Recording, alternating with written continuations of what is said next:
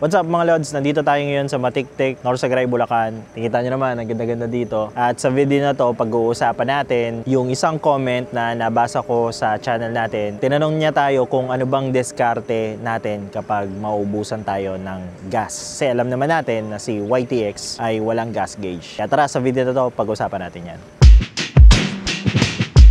Ayun nga, alam naman natin na si YTX ay wala siyang gas gauge. Ang meron lang sa atin is RPM, odo, tapos mga ilang light indicators din. Ayun, yun lang. So, ang tanong sa atin, hindi ba tayo worried?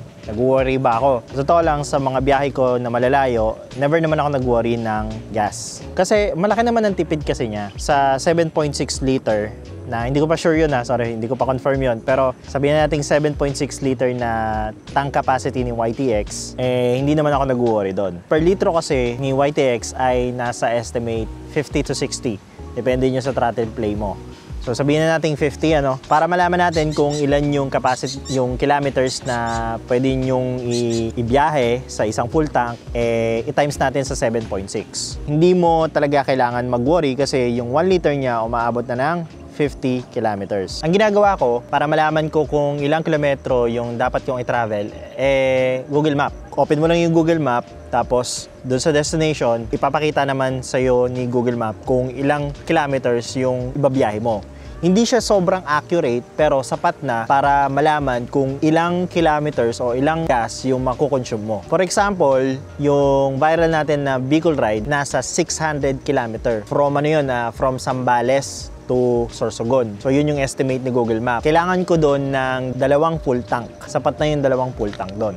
Sa 600 kilometers, sa gitna noon, 250. Sa Quezon, ayan, saktong-sakto. Hindi naman sa sakto-sakto. I mean, tama lang yung calculations niya na pagdating ng Lopez, Quezon, kailangan ko na mag-reserve. So sa tingin nyo, bakit kaya hindi nilagyan ni Yamaha si YTX ng gas gauge? Hindi ko talaga alam kung anong reason, pero ayun, dahil nga mas simpleng motor, hindi na siguro kailangan ng gas gauge yan. So paano pag nawalan ng gas? Ayun ang tanong, pag nawalan ng gas, anong mangyayari? Sa mga hindi pa nakakaalam kung anong pakiramdam na mawalan ng gas si YTX, ganito yon. Siyempre, talagang darating sa puntong mawalan tayo ng gas, naranasan ko na din naman yun kay YTX. Paano nga ba mawalan ng gas si YTX? Parehas lang din naman ng mga motor na nawawalan siya ng acceleration kapag nawawalan ng gas, kapag kailangan mo na mag-reserve. Ang mangyayari doon, pag pinipihit mo, mawawalan siya ng sipa. So, hindi siya agad mamamatay. Kuwari, tumatakbo ka ng 80, tapos nawalan ka ng gas, kailangan mo na mag-reserve. Mapapansin mo, parang pupugak-pugak siya na hindi siya nag-accelerate ng diretso. Doon na yung time na kailangan mo nang mag-reserve. So madali lang naman siya pihitin kahit maandar ka, ipipihitin mo lang, walang problema. Ganun yung pakiramdam kapag nawalan ng gas si YTX. So ang tanong, masama ba maubusan ng gas sa reserve? Totoo lang, hindi ko alam ang sagot. Pero isa sa mga nabasa ko, wag daw paabutin ng ganun dahil yung dumi minsan nandun sa reserve. Hindi ko alam kung totoo yun, pero yun, wag na daw paabutin na maubusan pati reserve. Pwede ba lagyan ng gas gauge si YTX? Pwede naman lagyan ng gas gauge. Meron ako nakita sa Shopee na nilalagyan nila dito ng ito mismo, yung parang ganitong device na kapag bumili ka, may floater siya na kasama na din nung mismong tank cap, tapos doon nandun yung mismong meter.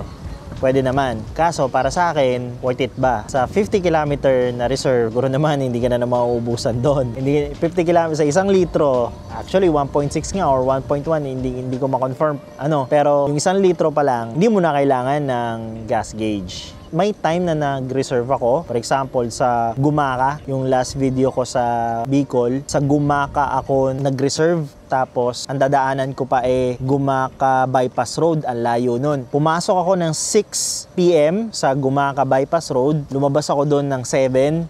Mataas pa yun. Hindi naman ako naubusan. So, feeling ko hindi worth it lagyan ng gas gauge si YTX. And wala kayong dapat ipag-alala. Yun. So, yun lang yung pag-uusapan natin regarding sa gas gauge. Sana nakatulong ako sa inyo.